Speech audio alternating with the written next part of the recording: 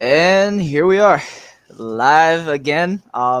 Just two of us. But we're gonna power through nonetheless.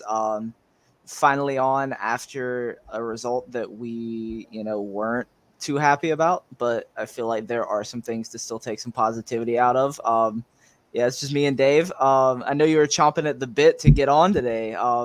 So there must be something you want to say. I'm excited to see what you've got to say today. Hey, what's up, man? I mean, like as everybody sees, it's just us today. Just two of us. Everybody else has Valentine's Day agreements. We're probably the lovers of the world podcast, and also who knows.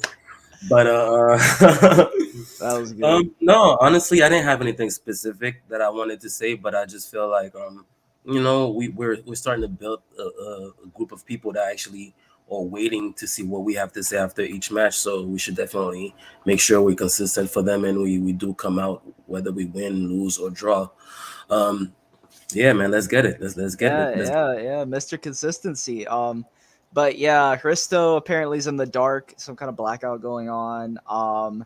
Ian is out having a life, so it's just us. I think we'll be doing our duties tomorrow. They're doing theirs today, but Exactly, yeah, exactly. lovers of the world for sure. But yeah, I missed the first half of the match. My pickup group actually like plays at 11 every Saturday, and I don't know. I felt like getting out actually playing. Oh, I you actually felt went and played. Yeah, I was playing like when the first half was happening. I was checking my phone like between like matches, and I saw we were down, and I was like, well, maybe it's good that I missed the first half. And then as soon as I get home, like Zhekov scores, so I'm like, all right, maybe if I had watched the whole match, maybe we win. I don't know, but yeah. How do you feel about the match? I've seen some of your comments on Twitter, some of your not being happy with 1-1, but I mean, yeah, Yeah. what are you taking out of it? I mean, to me from what I saw, it was tale of two halves, two separate halves. The first half, they came out well. Honestly, the first half we actually came out better to start off. The first clear cut chance, I think we had a cross, and it looked like we were pretty much gonna jump on them like we did Milan. And then they got the ball down their end, and then Zelensky made that cross towards Osterman, and I don't know what the hell De Vrij was thinking. Even if he lets Osterman play the ball there, he's not a threat. You have another player coming in to cover him and stuff. I think it was probably just a slow reaction, and it ended up just giving them the penalty. This was what 5 minutes in, you know. So that means we had to chase the game from then on. That played pretty much right into their hands because large parts of the second half, you could see Insigne, Osimhen, everybody behind the ball in their half, and they're pretty much daring us to break him down. And at times when we were trying to break him down and we made a couple of mistakes, they counted us real quick. Fabian had a couple balls over the top that were very dangerous, and we were lucky not to concede. You could tell that was their plan, and for that reason, the fact that we played right into the hand and put ourselves in a position that we have to be chasing the match and making a lot of sacrifices, taking a lot of risks, more or less, uh, early on in the match. That played right into their hand, and that's why they could have killed us off in the second half. Around probably 20-25 minute mark, we did look kind of shell shocked because it looked like we didn't have any answer for whatever they were doing. Maybe we missed Simone on the sideline to be yelling at the players, telling the players exactly who's not doing what he needs to be doing or whatnot. But all in all, man, we ended up we survived their best shot in the first half. We had even a couple chances of our own where Zico had a wide open header, I guess, because Perisic floated that ball too much. He couldn't have enough power behind it, and I went straight to Ospina. But first half, it was all Napoli for the most part, I would say. I mean, we still managed to create a couple chances. If you see what they've been working on, you see what their plan was. And we were lucky to be only down 1-0, you know? And then, of course, we went into the second half. We know how it works. When you go into the locker room, uh, whatever you're doing wrong, you're being told what you're doing wrong, you're being told what adjustment needs to be made. And it looks like we made an adjustment, and we came out in the first half and got the goal very very early, which is something that we needed to do, because as you know, when you're chasing the match, the longer it goes, the harder it becomes, because the more the team believes that they could hold the lead and stop you from conceding. Um, it was very good that we were able to get that goal early, and we created a couple more chances, and they had a chance as well with Osimhen and Elmas, I think, where Andanovic made that save. Yeah, We still don't know if that would have counted or not, because as Uncle Shama pointed out in his channel, Osimhen kind of controlled it with his arm, so that probably would have been a controversy right there. So I'm glad he missed it, so that's something that we didn't have to argue about on Twitter and stuff like that. But in general, I feel like 1-1 is a fair result given what happened. Of course, I was saying before the match, we have to have the mindset that we're gonna go and beat them, regardless of what's going on. But when you start like this, when you get off to a horrible start and make an unforced error and have to pretty much climb an uphill battle, when you get out in a hostile environment like that with a 1 point, that's something that you have to be satisfied with. So that's where I'm at right now. Of course, Milan just won this morning. I was watching. They're back. They're back on the first. A lot of people are gonna have reactions because of that, but I'm still calm. I feel like we had a very good result. 14 matches to play. Let's be calm. We'll be okay. yeah. Like, I wrote the preview for Serpents of Madonnina on this match, and my prediction was actually 1-1.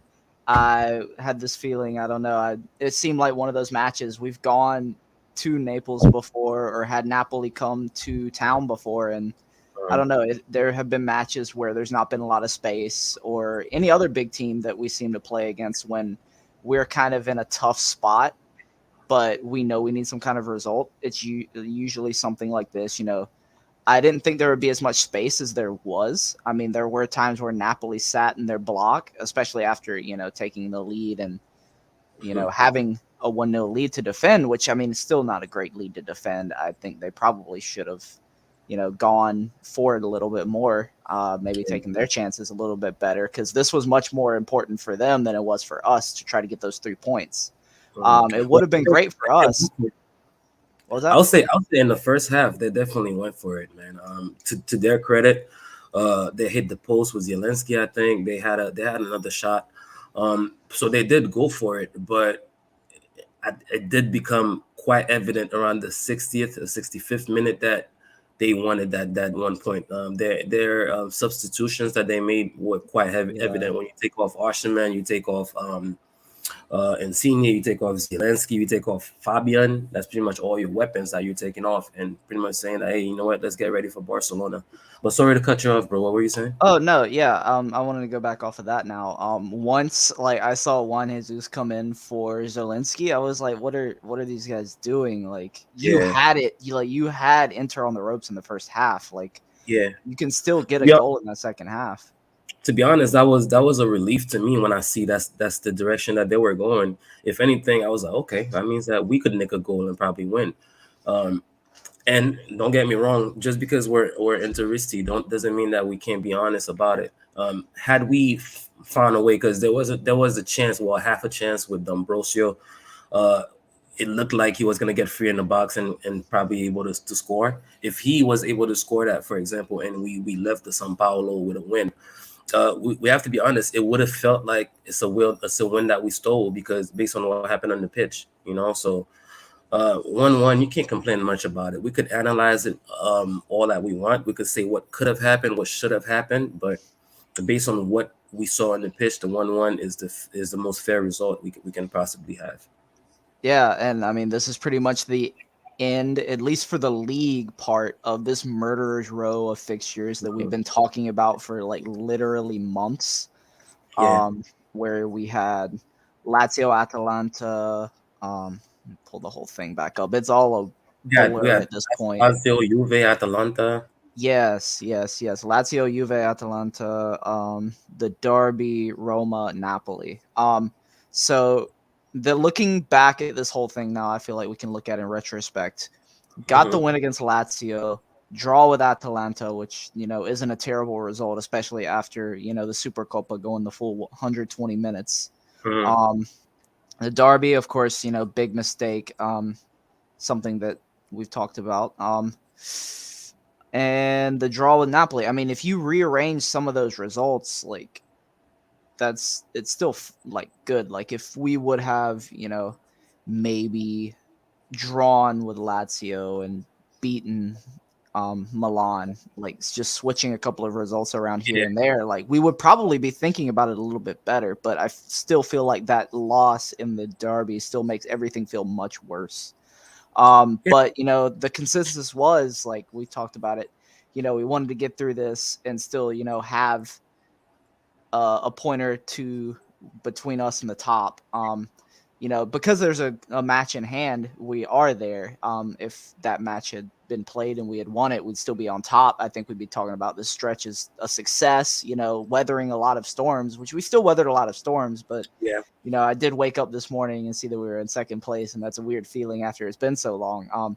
But mhm, what do you think about this stretch that Inter have now just finished? And then you have to take into account injuries, the Bastoni suspension, the Inzaghi suspension, all those 120-minute matches. Do you think that you would call this maybe not a success, but at least a decent run? I don't know. I don't know yeah. the exact No, I word mean for it. you said it perfectly. We can't call it a success because we lost a match in that stretch. We drew a couple matches, so there's some points that were dropped, and more importantly, we dropped from one place from the top spot on the table to the second spot. So we can't call that a success. But like you said, we spoke about this at length in many previous episodes that if we could look up after we get through that stretch, which includes to me, I include Sassuolo and Roma. I mean not Roma, Sassuolo and Liverpool in it as well. So next Sunday, if we look up and we see that we're within 2 points, or 1 or 2 points, whether we're 1 or 2 points behind or 1 or 2 points ahead, with that match in hand, then we're in a good position, given what the schedule is. Because once they do give you the schedule that they cramp up all the hard matches together, then eventually the other side of it has to come as well. That also means that on the other side you're gonna have a bunch of easy matches. If you guys want to crumble up all the hard matches in 1 month in the schedule, then that means that we're gonna have we have to play the easy teams too. So we survived the hard part, and I feel like we should be fine, man. We should be more than fine. I guess the reason is the fact that we just lost the derby, and the way we lost it by I'm sure Milan fans would admit that we played the best, we were the better team on the day. That still leaves a bad feeling, and the fact that they leapfrogged us because of that. I think that's what's having a lot of people panicking and stuff like that. But I think we're really fine, man. We're in a good position. Let's not be prisoners of the moment. Let's look at things in a big level, in a big scale, because what we know is that this team has only lost in the league twice. And both of the losses, you could look at them and be like, well, something went wrong. It's not like we were played off the pitch. You know what I mean? That's Yeah, where I'm at. And that's why you see I tweet the way I tweet. I have the confidence I have is because still the team has not shown me anything to feel like, oh man, Milan are better than us or Napoli are better than us. Of course, form goes up and down, errors happen, but when you look in the whole, we've played 23 matches, we only lost two. So that's we're in a good shape. Until we start dropping games left and right, we're fine. There's nothing to worry about. yeah, yeah. I saw people trying to make the big deal out of Inter has dropped 5 out of 6 points in the last two matches, but I mean these are natural things that happen in a season, and I mean even last season it just came at a very early point of the season where we were Yeah, dropping points like that. yeah, I mean you can look like Milan. I mean they had that same run where it was not Sassuolo, Spezia and someone else. I thought they had bad results on the bounce. But they've had their moments where they've dropped points. Napoli have dropped points. I mean, both Milan and Napoli have 4 losses. We have 2 losses. exactly. Um, those stats still speak for themselves. Yeah, like you said, we can't be prisoners of the moment. Like I'm sure there are still some hard feelings about the derby, but we got to keep moving. We do have Sassuolo on the weekend. No Brozovic for that one because of his card in the Napoli match. That gives me a little bit of worry. Um, No, But that's why I mentioned Sassuolo as well in the long stretch of matches that we're talking about. We're not quite out of it yet because I'm watching them right now. They're playing Roma. They're playing Roma quite well, and they always play us well as well. You know, so we got to give them the respect. The kids that we like, Raspadori and Skamaka, they didn't even start them. They're pretty much resting them oh, for they're us. suspended today. Oh, they're suspended. Okay, Yeah, I'm sorry. yeah, I thought they no, were. no, yeah, yeah. Because I was wondering why they weren't there, and I've seen Yeah, people, because they being played they like, "Oh, played why aren't they Juve playing?" they played Juve midweek, so I thought they were just resting them. But okay, yeah, they'll be there. They'll be fresh. So yeah, it's not gonna be an easy match by any stretch of the imagination, especially knowing that Milan are gonna play Salernitana, which is like a practice match. So that's Yeah, the extra pressure to know like, yo, listen, we gotta we gotta win this game because Milan's not gonna be dropping points this week at all. You know, so yeah, after Salernitana, I mean after Sassuolo next week, then that's when I could start calming down, but like, okay, we finally got through that stretch of matches. Uh, Everything should be downhill from there, and I don't know. I'm not gonna say I hope we get disqualified from the Champions League, but I'll say that most of us expecting it anyway. You know, so if it does happen like we expect it to be, our schedule should clear up much more, and we should be fine. yeah. I mean, the Champions League. I mean, that's just a measuring stick. If you even can call it that, with who we're going to be missing. If Bastoni's back or not, we're not sure. It may just be, we play the match, get it over with, and yeah, move on to Sassuolo, which is a bigger deal for us. The league is what matters. The Copa Yeah, is something that also still matters. First leg of that'll be 1st of March, I believe. Um, but Sassuolo, luckily, is going to be at home looking ahead. I know we played them away, and that was one of the matches where we started really terribly, but hmm big second half surge. We got through that one, hoping that having the advantage of being at home helps. But then we look back and you have matches like 2 seasons ago where you have the Gagliardini open net or skying it missing. I think that was 3-3 or like 4-4. It was an insane match. I mean, yeah, there's things yeah, like that. So you are right. I probably am getting a little ahead of myself saying that the worst stretch is over. I just kind of consider Liverpool a formality at this point. yeah. Um, and yeah, Sassuolo, but then like it's Genoa, Salernitana, Trying to, Torino in the yeah, league. So yeah, it does finally get a little. back off a bit, and those will be matches where I can actually scroll Twitter and be doing whatever during, instead of flipping my phone over, muting everything, going on do not Yeah, disturb. I do the same thing. I mute all my apps because sometimes the app gets the notification before me, and I'm getting Inter down 1-0, and I'm like, where I'm watching the match, Oh no, and that's the worst feeling. You're like, all right, who's about to like do it? 20 seconds later, you see the goal. Like you pretty much watching it about to happen. Yeah. But um, yeah, so let's touch on Liverpool. What do you think? Like, matter of fact, before we even do that, I wanted to give DeMarco some credit because we have a Yeah. lot of comments about how Bastoni was missing, and we were all panicking. To be honest, none of us last episode really even had a shout for him to start. We're all doing all types of lineups, like yeah, maybe we should shift Skriniar to the left, bring D'Ambrosio in, bring Ranocchia, stuff like that. But I think he did his thing. Partly because Politano got injured, so he didn't have to really deal with him much of the match. Lozano was already out injured in the match, and so he had to only deal with Elmas, who's not much of a winger, and Unas for the rest of the match. So he did his thing. He got forward well enough. He created some chances. He didn't look like he was scared. So that's all I could ask of him. I want to give him a shout. He did his thing after he was horrible in the derby. So that's a good thing. I like to see players show that mentality that you could bounce back after a bad performance. Yeah, yeah. I mean that probably was really a challenge, to be given that starting spot and in this big a match, and then Inzaghi from way up in the stands, wherever you sit in the San Paulo when you're there. I mean, like it looked like Inzaghi was like a mile away from the pitch, but Yeah, he's sitting up there. I mean, in training, of course, he's like, all right, you're my guy. Like, you're gonna have to yeah, play this match. Like, let me see what you got. And he did yeah, he gave a great performance, I thought. Credit to him. I was one of the people slandering, saying D'Ambrosio needs to be on the right, Yeah, no, slide. we all did it. We all did it, and he Yeah, deserved it. Let's mention that as well.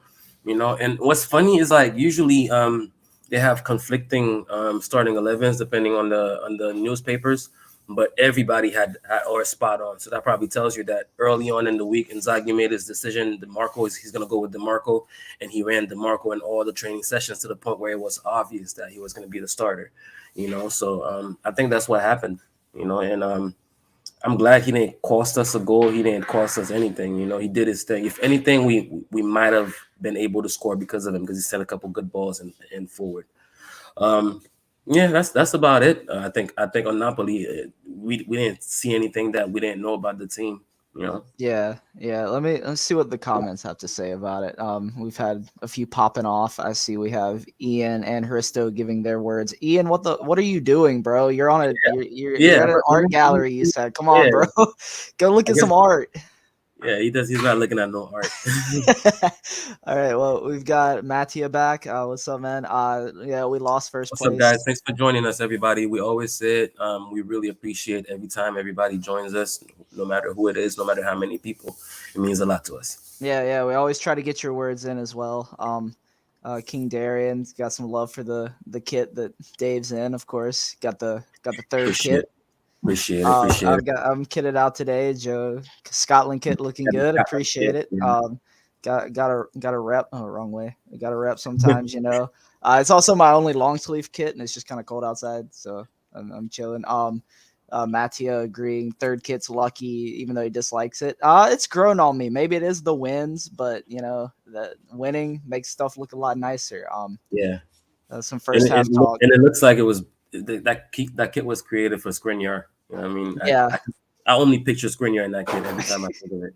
yeah, for sure. I mean, he always has the big matches. I think of Dzeko sometimes, mostly because of that Champions League goal in it. Yeah, yeah, yeah. Um, Mattia, first half was abysmal. Yeah, I'm pretty glad I missed it. Ricky said we were lucky not to be down by more. Um, Mhm.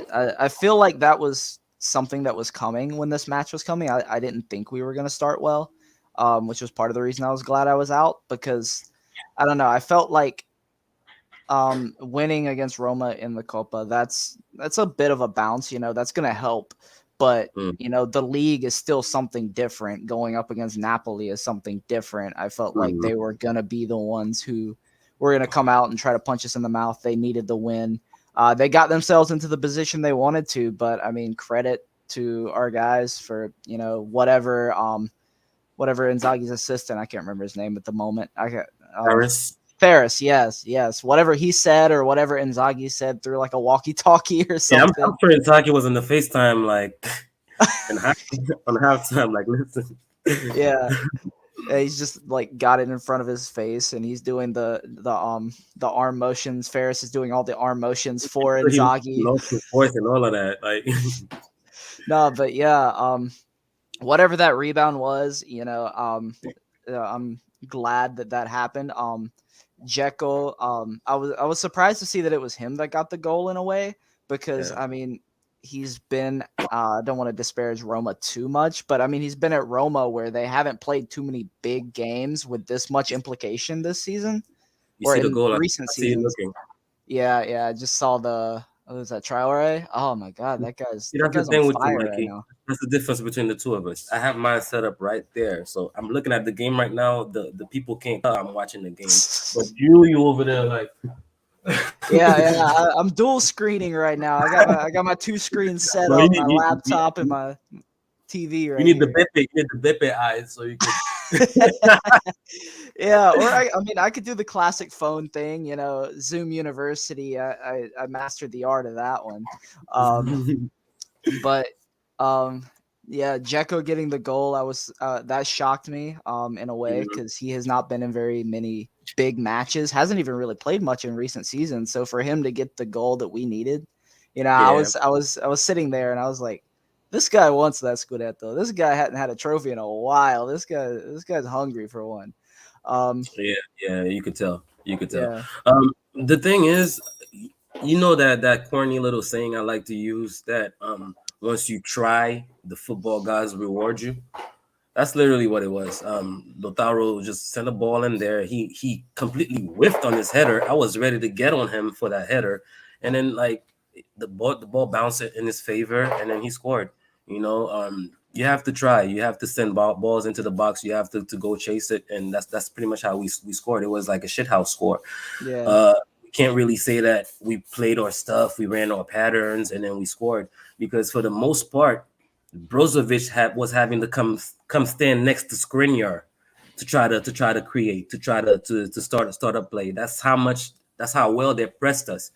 Uh, he had to come all the way to in our half and come stand next to Chris Skriniar to be able to receive the ball and see if he could start it from there. So that's just not the way. That's why we were unable to get a rhythm in the first half and even in the second half. I want to give them kudos because a lot of teams, all the teams try to press us, but not every team is able to execute it as flawlessly as Napoli did, and they did it for long periods of time, and they didn't tire to a point where we were running all over them. So that's kudos to them. I want to give yeah, them that. yeah. Credit to Spalletti, whatever he was doing in training this week. It was really interesting seeing the pressing triggers. Like it was very obvious where Oh no, the you ball could was tell. going and where they started to press. Like every time the ball went to DeMarco, like it felt like it was a flood. That's the thing. It's like it wasn't no stupid crazy press. It was very coordinated, very smart. I mean, we had a match when we were playing Roma on Tuesday. They were still chilling at home, thinking about us. You know what I mean? They didn't have a midweek match, so of course they were the better prepared side. They were the better rested side. All that stuff counts. So when you think about all of that, it has to go into consideration when you decide whether you're gonna be okay with the result or not, and that's the reason why I am. You know. And Yeah, yeah, let's touch on Zico as well, because you did mention that.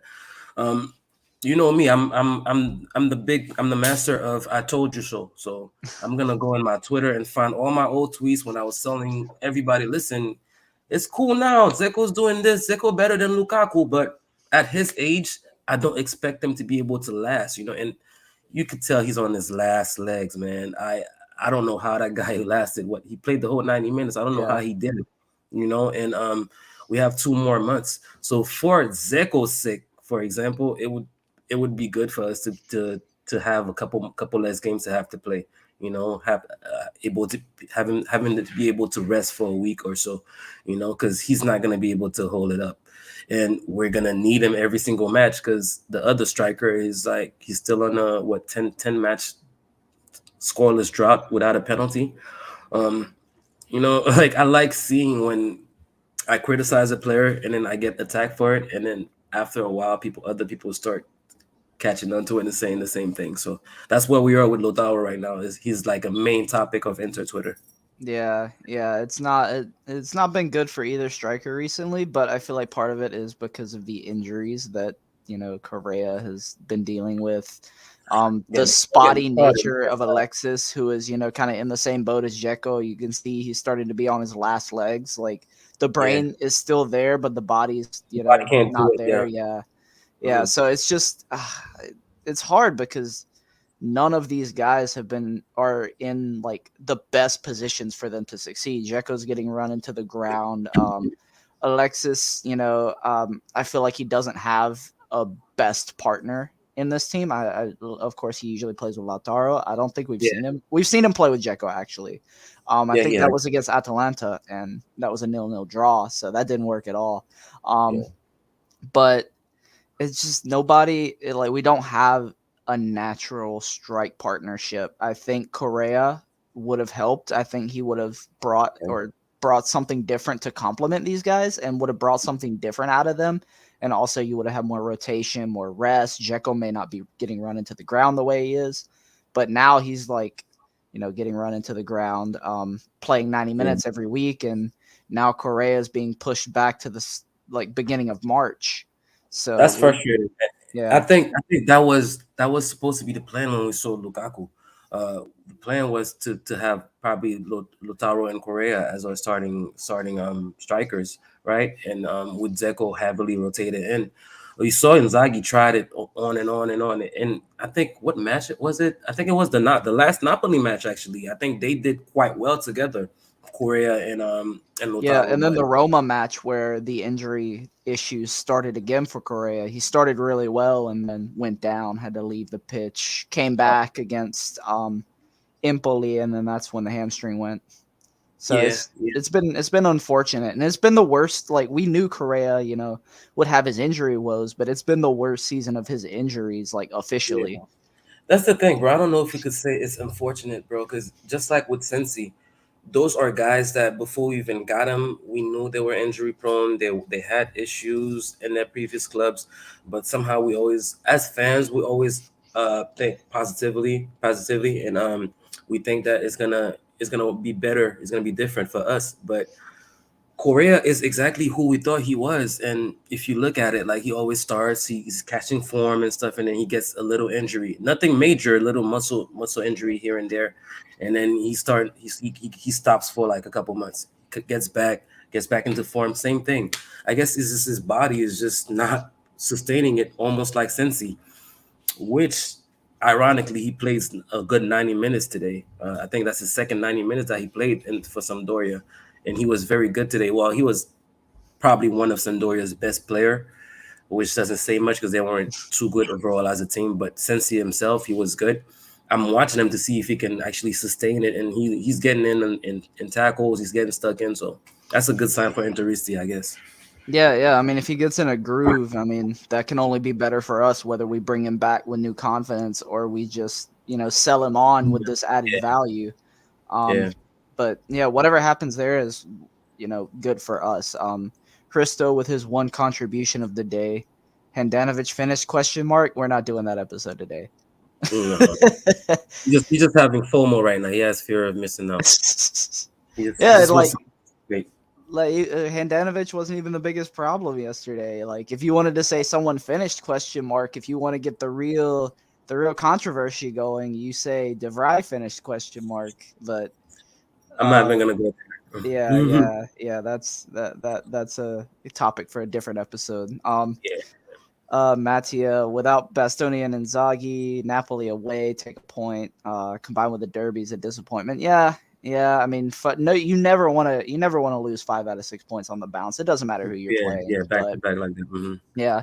But touching on the Dzeko goal, I feel like it kind of does run the same way that we look at the derby, like Milan scoring. They got two pretty good bounces on their two goals, and then Yeah, that's we pretty much we that's couldn't get the similar. bounces. Then we got the bounce against Napoli, and football's football.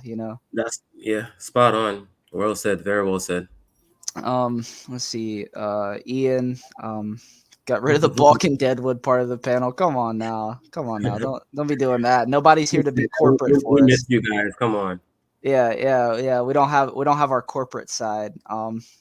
Plus, I Let's need plus see. I need some stats right now, so I could definitely use Yeah. Ian. Lautaro didn't score. Timeline went in a meltdown. Questioning if he should stay. Would you give him another season? I It depends whether we give Lautaro another season or not. I imagine, yeah, he's gonna be here next season.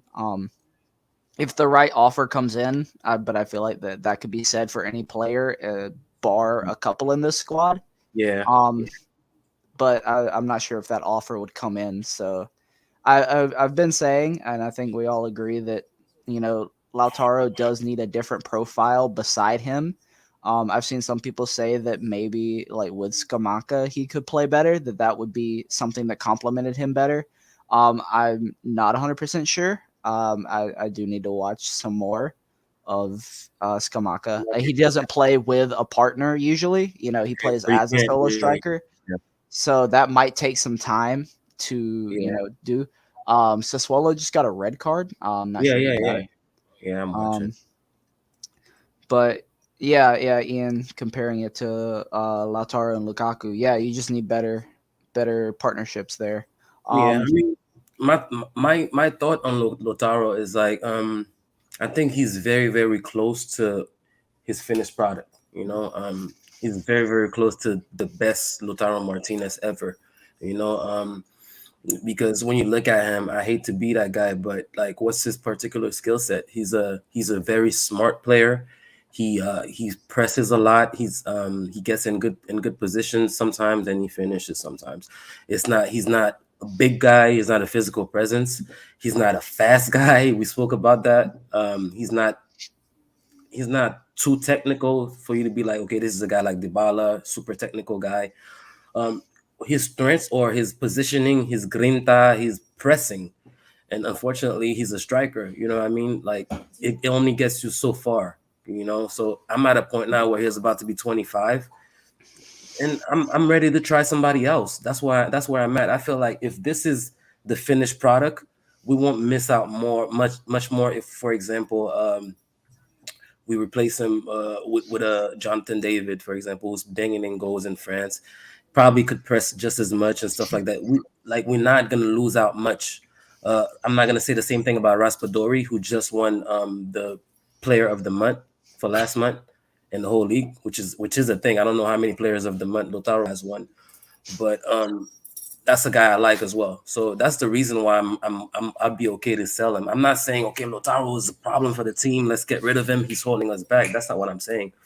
What I am saying is that if he's very close to his finished product, I don't think it would be that hard to replace him. For example, that's what I'm Yeah, saying. yeah. Like we might Especially just need a in new a look. financial situation that we might need to sell somebody to actually make some moves. So if we do need to sell somebody, it has to be either him or French Fry Steve.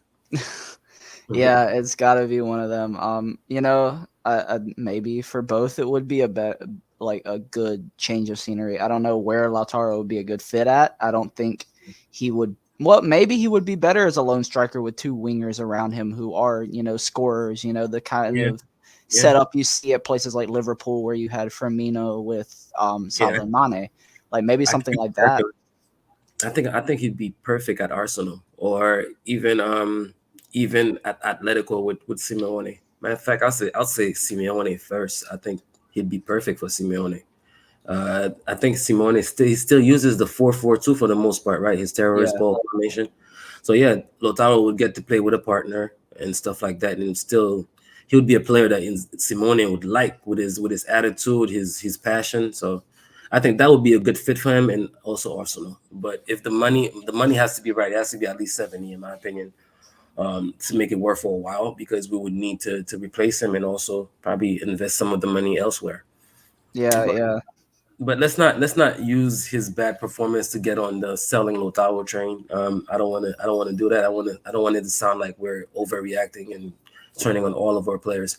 Uh, our old followers know that that's something that we've all been talking about. Like we've all been criticizing Lotaro even in the midst of us winning matches. So just make sure we're not. You guys don't think that we're overreacting because we drew points. We dropped points.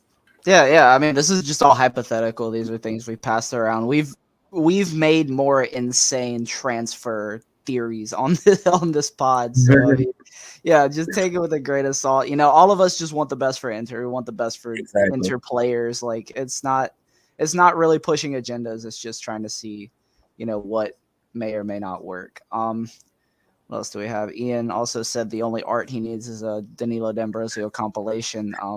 He almost got one. I mean, if he'd have got Yeah, that goal yesterday, bro. I don't maybe know what I would have done. back post specialty again. Mhm. What else we got? Ahmad here says Sassuolo game is more important than we realize. It'll set the tone for the rest of the season and show if it's a real drop in form or just a rough patch. Yeah, yeah, and I think I think it's going to be a win, and I think that's kind of the moment where the clouds kind of part and like everyone is kind of like has a moment of clarity and is like, all right, we're going to be fine. Yeah, Um, that's what I'm expecting from that. Um, and then moving on to Liverpool, this is a very great segue. Thanks, Joe. yeah, The Liverpool game is huge for Lautaro. He's in a rough streak, and it's really his chance. I said something about this the other day. I'm not sure if I think I might have you just said it said in a that. group You chat. said So that I about think the Napoli match, right? um, I could have said, yeah, I did mention it about Napoli because he likes to score against Napoli, but I did say, like, I think it was in a group chat yesterday somewhere, that, Lautaro could just score against Liverpool for some reason because he scores Yeah, in big matches. yeah, That's he does. been his He thing. does. He scored against Barcelona. He scored against Real Real Madrid. Madrid. Yeah, Yeah. you're right. hmm That's why I don't. I like. I try to be careful. I point out the issues I have with him, the limits I think he has in his game, and the struggles that everybody sees. But he's not a bad player by any stretch of the imagination now. And like you said, he does show up for big matches, not just for Inter. He does it for the national team as well. So don't be surprised if he does break that duck against Liverpool. But regardless of whether he does it or not, I do think that we need to give a hard look at probably seeing if we can make a change in that position because he's very close to his plateau. I can't look at him and tell myself, okay, what else is he gonna improve on? Like probably his finishing that we said, but we were also kind of split on that because we didn't know if you were born a finisher or if you could actually work on your finishing and become a good finisher in your late 20s. I personally believe that it's either you have it or not because you look at Vlahovic, the way he's finishing, like his first goal he scored for Juve, uh, like it's just you just have it, or you don't. That's my thing with Lotaro. I don't know how we ended up there, but every episode we have to give our little thoughts on Lotaro. Yeah, yeah. I mean, it's the big thing right now. If you're not scoring goals, you look at your strikers. If you're only scoring 1 or 2 goals a game, you're looking at your strikers like, this is your job. This is what you get paid for. This is your role Yeah, in the team. So, and I he just mean, got a raise. yeah, yeah. He got a raise. He got his extension. Yep, He needs to play like a guy that just got an extension. absolutely. I think that's something we may see. We may see it from him. You never know. And you've got a fan here. We got Saeed back for the first time in forever. He says Pastor Dave preaching. Yeah, Saeed, that's my why. boy. That's why we had to go live on a Sunday. I had to get the Sunday service in. Um, but yeah, how do you feel about the Liverpool match in general? I don't think we really got to touch on it, really in depth. Mhm. Um, for me, that match is a match that I'm going into with zero to like low, very low to none as far as expectations. Um, it's more like a wait and see, or let's see how we measure up against them type of shit. What they won the Champions League 2 3 years ago, so they were right there at the pinnacle of European football, which is where we're hoping to get back to at some point. So let's measure ourselves against them. Let's put our best foot forward and let's see what happens. That's my mindset. But as far as what I think is gonna happen, I do think that we're gonna show up and surprise a lot of people. We're gonna put in a valiant display.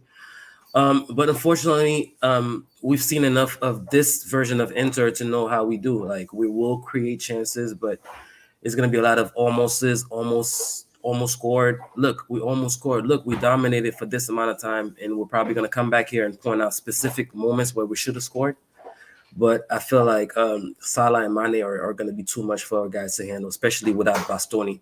And as I said last podcast, I do not want us to play Bastoni at all if it's not 100%. Because especially now that we're second and where things are tightening up in the league, we can't afford to be risking Bastoni. So if he's not ready, let's not play him in the first leg at all. So that's probably going to be making it even harder for us because I'm not expecting DeMarco to have another performance like that.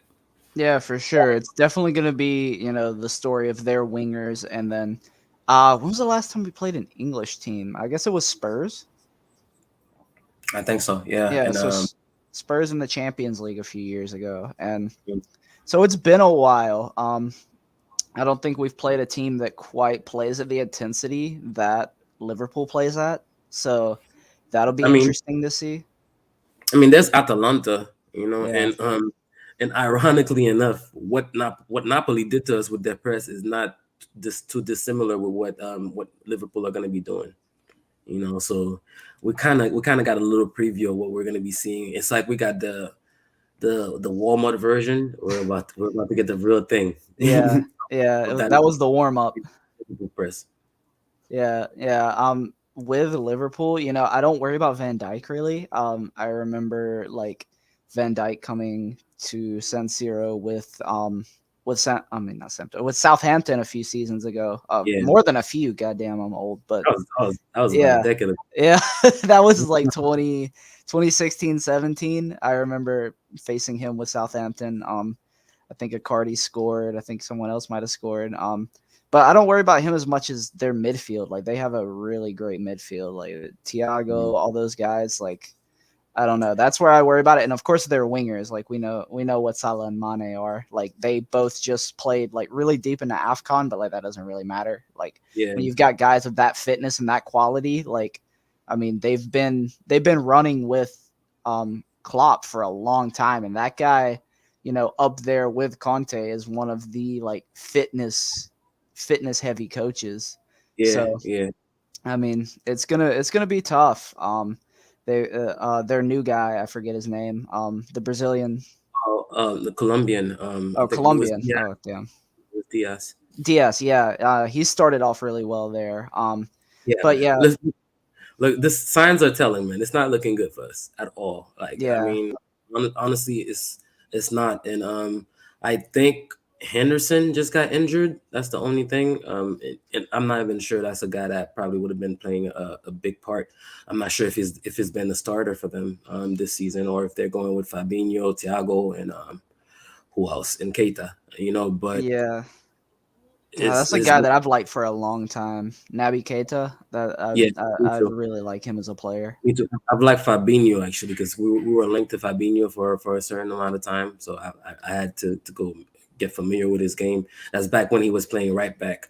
But yeah, they have a lot of players, man. It's gonna be an uphill battle. Like it's okay to see things as what they are, but at the end of the day, like we're the champions of Italy. We're gonna go out there and we're gonna play our game. We're gonna try to play our game, but we know enough ball to know that it's gonna be hard and that we're definitely the underdogs, which is okay.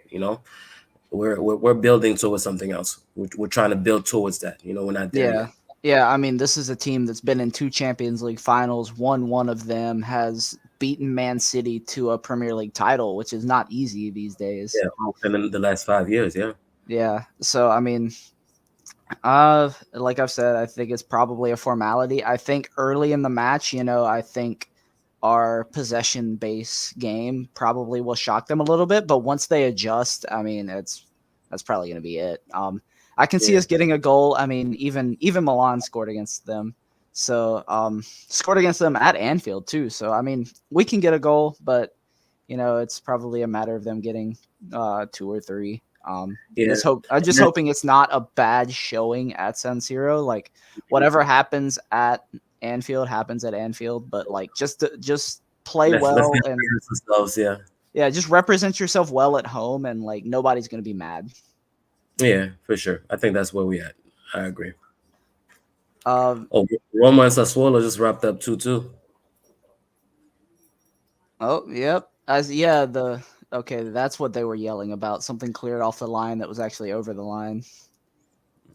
My boy Figo, what's up, man? I was waiting for you to come and ask for this interview. Yeah, I changed it for you, bro. Like I had the Zamorano and I have the Ronaldo. I got to show off all my kids for Figo, man. Yeah. Figo, the kit master in here right now. He's talking about my Scotland kit too. He says he needs my gold chain. Let me at it with mine. Now mine's too Yeah, thin, bro. Figo, You what got those now? big Are we rocks. gonna be left with anything after Figo's done with us, bro? What's going on? This guy is like trying to run up the score on us. But I see Risto gave a score. I didn't give a score. At home in the San Siro, I say 2-1 Liverpool. That's what I got. 2-1 Liverpool. Yeah. Something like that. 2-1, 3-1. I Mm. wouldn't be too mad with either. Yeah, he said it was for us. Do you happen to know the last time we played Liverpool? I was just looking at Sofa Score, and it has the last matchup. Mm-mm. No, Uh, I don't remember it off the top of my head. okay, it was 2008 in the Champions League. Probably the same round because it was in I was February. I was under Mancini, right? Yeah, that would have been Mancini. Mm. Um, where to go? A 2-0 loss at Anfield and a 1-0 loss at San Siro. Red cards in Yeah. both matches for Inter. That Liverpool team was a great team as well because that's a team that beat Milan in the comeback.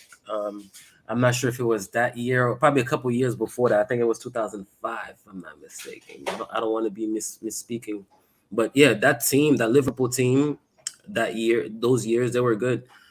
So I'm not surprised we lost. And they had Steven Gerrard. They were very good teams. Yeah.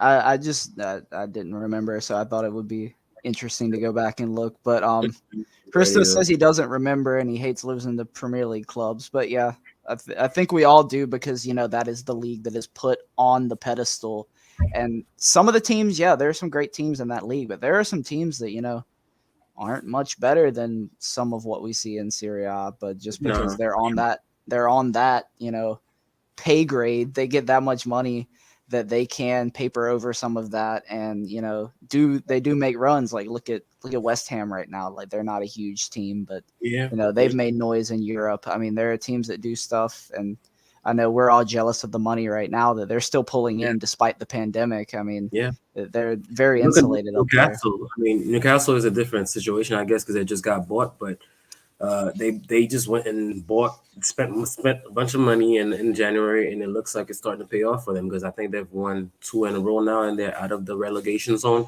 Oh, So wow. in the summer, those guys are gonna come shopping in Italy or in France, everywhere that they think that they could just throw their money around and get quality players. So be ready to see it because it's coming.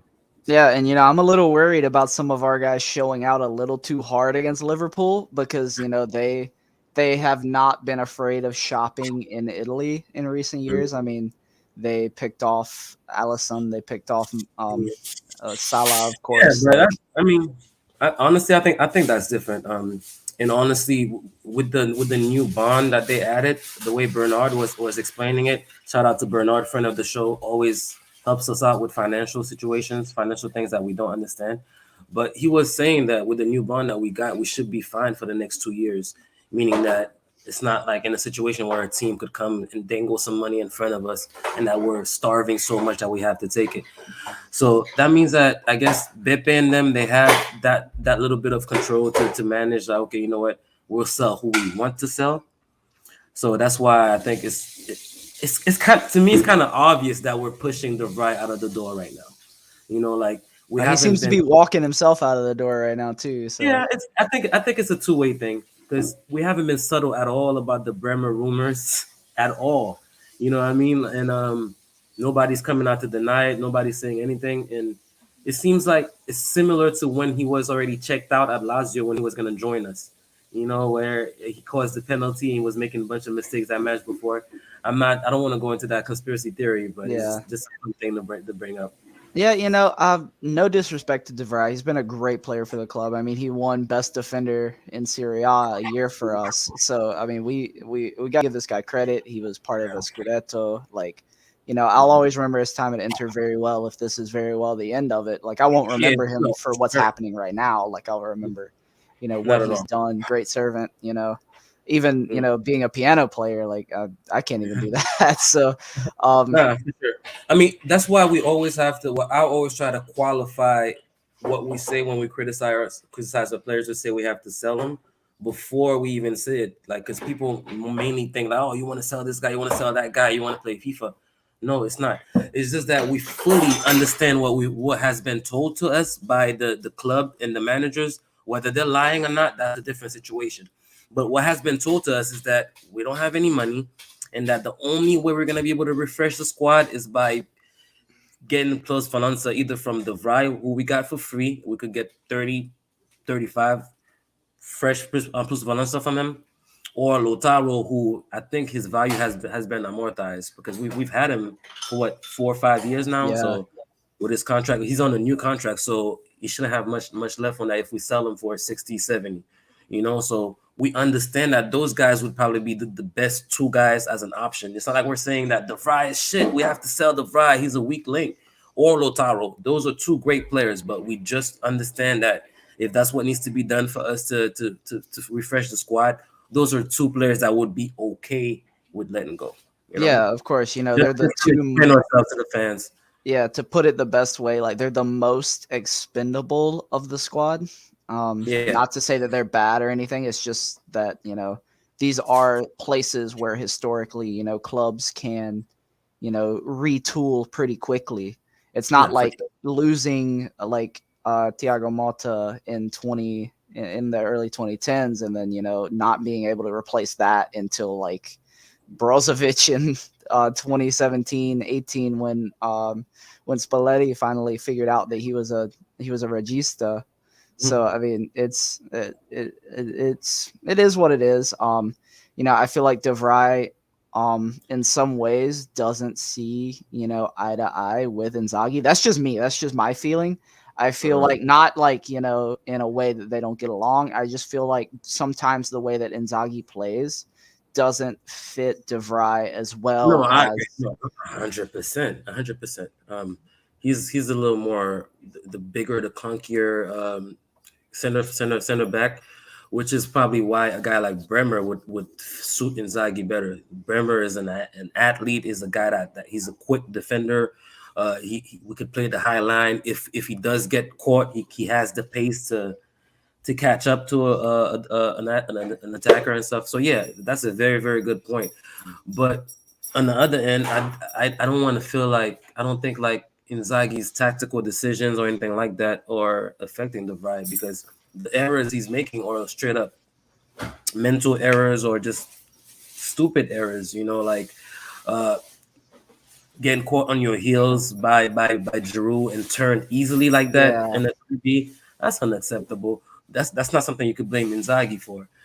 His error in the derby where he just couldn't read the ball against Lazio. All these things that we could point out, you can't say okay it's Inzaghi's fault. It's the tactics and stuff like this guy. I don't know if it's a mental thing or if it's something wrong with him physically, but yeah, it's in his head. It's in the Vrida issue. I don't wanna say like it's Inzaghi. yeah, yeah. Not in that way. I just meant, kind of in the way that he Inzaghi does play higher up. When it was Conte, You talking about there was a on little the bit more. football? Yeah, I felt like there was a little bit more protection for De Vrij. Not in Yeah, a bad yeah. way. Not trying to say that he was protected, not good, but it was just a better fit for No, I him. understand what you're saying. I Yeah, understand what yeah. It's like just a it's very not. it's yeah, it's just a very weird conversation to have because De Vrij has been so good, and then to have this Yeah, drop, and then yeah, it's football. Like I said earlier, about the bounces. Dzeko getting the goal when we didn't get the bounces in the derby. It's football. yeah. It Um, does. It is football. Yeah, yeah. yeah. So just I kind see of close Figo. out. Oh, I Before we was. close, I see Figo talking about the dishes that he heard. I mean, I think that was my girl in the background. Figo, you're invited to dinner, man. Like whenever you're in Miami, let me know you could come to dinner, bro. Like you're invited to dinner. You heard the dishes. Thank you for listening. Just for that, you get an invite. Let me know. Hit me up when you're in Miami. Oh my god. Yeah, I was just gonna close out on the comments, and then get a couple of last remarks before we get out of here because we're pushing an hour. So I'm a little Yeah, surprised. I thought we might run out, but for this real, has bro. been a good That's crazy. convo. Just two of us. I thought it was gonna be 30 minutes, but I guess once it come to Inter, man, we just can't stop talking. Yeah, yeah. There's always something to say. Yeah, Yeah, Hristo agreeing, DeVry for Brimmer, and we have a surplus of money even still. Yeah, yeah. I don't know how much Cairo over there at Torino. I mean, he drives a hard bargain. yeah. He holds on to his players. So we'll have to see about that. I'm And I think sure he should sign Jurich. him in I'm Euro, sure right? A Jurich won't euro. be too happy losing another center back to Inter like he did to Marco. So For real. let's see.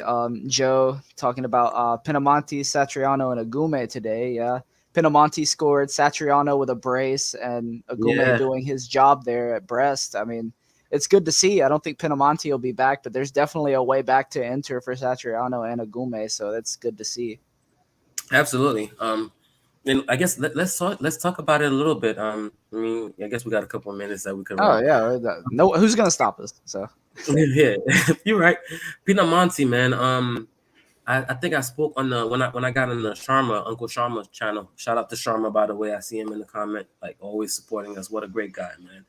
Um, I went on this channel and we were talking about we kind of compared Skamaka and Pinamonti. At that point, they had the same amount of goals, which they still do. They have 9 goals. Um, is this something that we need to start really looking at? Like, okay, are we really gonna go spend 35 to 40 on a guy where we own a guy that's scoring the same amount of goals? Of course, I do understand that the eye test Skamaka passes it over Pinamonti. Pinamonti doesn't look too special. He's just a guy that does score goals. Uh, but I don't know, man. I don't want it to be one of them situations where we own a guy and then we ended up going to buy a guy and then we dump Pinamonti and he ends up doing better. What do you think about that? I just think that Pinamonti is at his level when he's at places that are, mid table, upper mid table at best, like Empoli this season, where I mean they have a really good coach, a really offensive minded coach, and that's helped him a lot. I mean, he's scored everywhere he's been, Pinamonti, except for Inter, really. I mean, he's scored at even like Frosinone in a Yeah. relegation year. He's scored now at Empoli. Not so much at Genoa. I mean, he still got a few goals, but wasn't as great there. So he always gets his goals at the mid-table level, but I think we've seen him. He's gotten his chance at Inter. Maybe not, a I full mean, run out, but he's been at Inter, and we've seen management. Everyone has seen what he's made out of. So I mean, yeah, I mean, I guess that's fair. You're right because I was going to say that last year, what Conte gave him, what 2 starts, 3 starts he got last year, and he scored one. He scored a goal. He still managed to score a goal. Other than that, everything else was like 5 minute cameos, 10 minute cameos. So what I like to say before I say like, okay, a guy got a chance and he just can't do it. I want to see it on the pitch. Like when we have seen it on the pitch, the numbers that I just mentioned last year, he scored. But I guess when you're in training with the player every day, like you know what you got. And if Conte didn't feel he was good enough, Spalletti before that, Inzaghi was okay with selling him. I guess they just see him as that average guy. But we got to keep an eye, man. We definitely got to keep an eye on those goals. If he scores 15 goals, that's something that we definitely need to take pause and look like, okay, that's what are we doing here? yeah, At the very least, if he scores 15 goals, we should tell Sassuolo, okay, you know what? We'll give you 15 million and you could keep Pinamonti, something like that, yeah, just to make sure we lower the cost on Skamaka. yeah. I mean, him scoring, if we are going to use him as a chip for Skamaka, it is good that he's scoring right now. That does help us. That's a good point. Um, Yeah.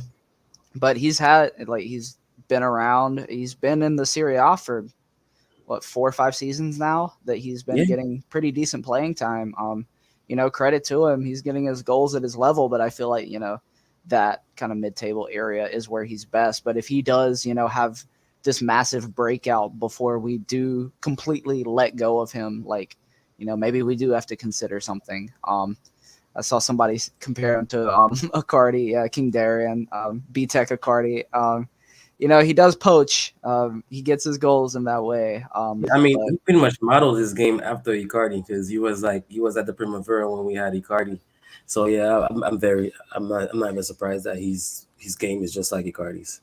yeah, he even like would cite Icardi, when he was in the Primavera. So yeah, that's what he wanted to be, and if that's how he can make a career, good for him. Risto says, yeah, Risto says great content that deserves a like. He said it. He's not here, so it must be true. No, there's no conflict of interest there. Don't worry about that. Uh, Figo say Dave's got the ladies cooking. Oh Lord. What are we gonna do with that guy? Sharma, Dave looking too drippy. Yeah. Dave said we had to give him time for a haircut today. So yeah, got the fade out today. Clean fade, yeah. um, let's see what else we got. Christo talking about the Skamaka stuff. Yeah. Christo don't know nothing about Caribbean food. Figo says. That's probably true, but we can't fault him. He's all the way out in Macedonia. We'll get him out this way one day. We'll get him out. We'll get him out this way one day. What else we got? Ian also no conflict of interest here. Like, share, subscribe. That's his corporate stuff. I can't say it as well as him, but yeah, if you're finding us for the first time, which is probably not the case, if it is though, yeah, you can find us anywhere. Twitter, all of our personals are there as well. YouTube, where we're at right now, any streaming platform. This will be up next day. It takes about 24 hours for YouTube to process, which I don't know. I wish they would speed that up, but yeah, it's been hour 3 now, or an hour and 3 minutes, not hour 3. We could Yeah, go that long, but yeah, no, we good. we got stuff to do. But yeah, appreciate it, Mattia. Great show. Yeah, this is really a great show. Dave, really appreciate it. It's been good. Just Oh, no one on problem. one. Yeah. So I guess Yeah, we'll be great, great. back. Yeah, great show, man. Just the two of us. We held it down for the irresponsible members of the pod. You know, there's got to be people that carry the weight. You know, we carrying the dead weight of the pod. You know, I hope they're still in the comments. But Oh, yeah, man, great show, bro. Great show. Hopefully, we have a surprisingly good show for you guys for Liverpool because we'll be back after Liverpool. You guys already see that we're not expecting much, but hopefully the team surprises us and we come here happy out of our heads because we managed to beat Liverpool. yeah. Fingers crossed, guys. There's gonna be something to say after Liverpool, and we'll be back to say it. Until then, thanks for listening, and we'll see all you guys in the next one. Thanks again.